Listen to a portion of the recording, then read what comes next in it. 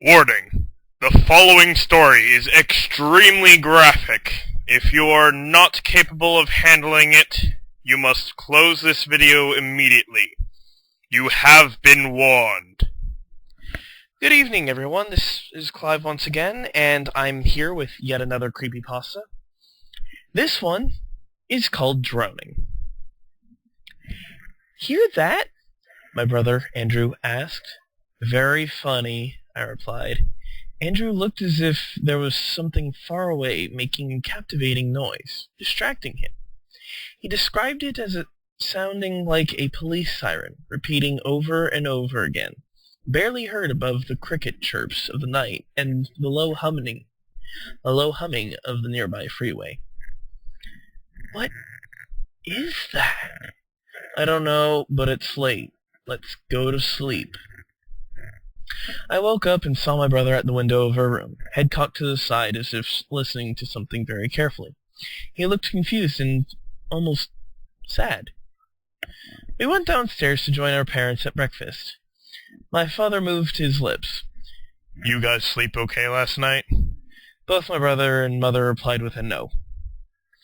"Me either. Kept hearing the cops outside. Must have been a busy night." "No way!" my bro exclaimed. "I had the same problem." "Same here," my mom added.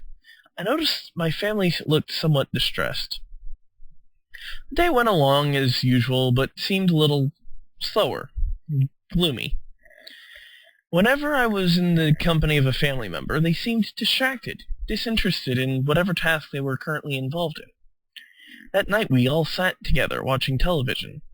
There was a report on the news about many people complaining of an annoying police siren.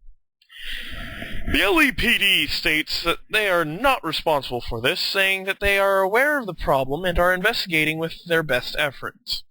We are urged not to worry, as it doesn't seem to be related to a rise in crime, the reporter explained.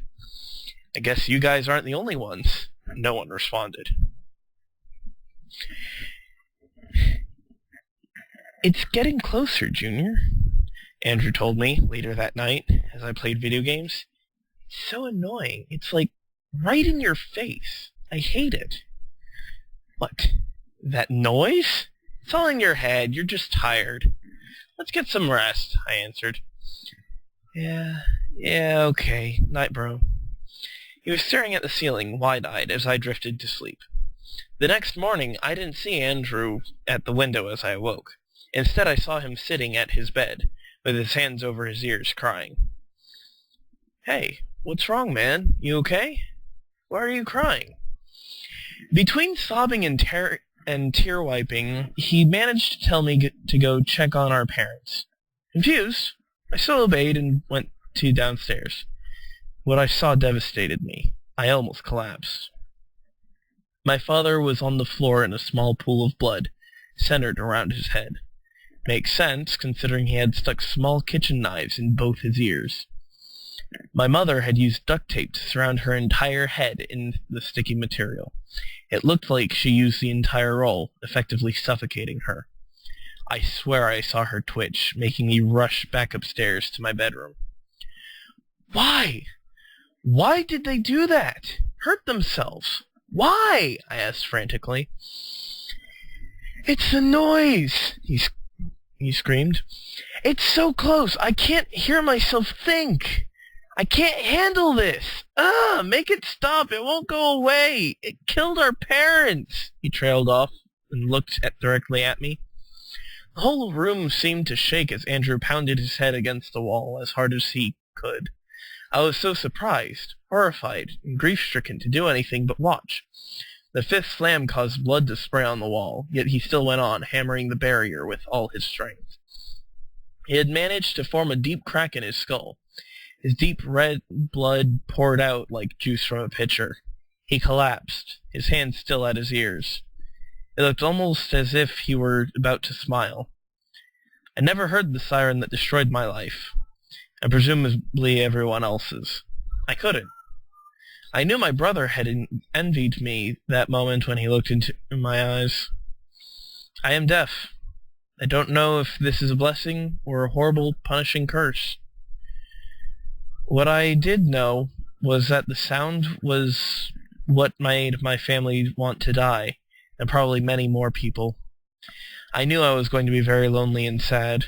I knew there was no longer the hum of cars from the nearby freeway.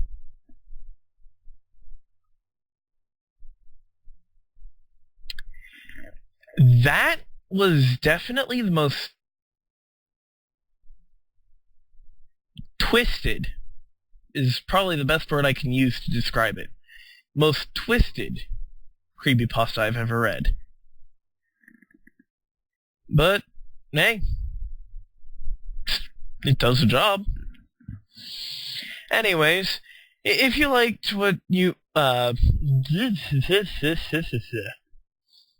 if you like what you heard, you want to hear more, well, come back and see my next video, whatever it is that I do. Have a good one.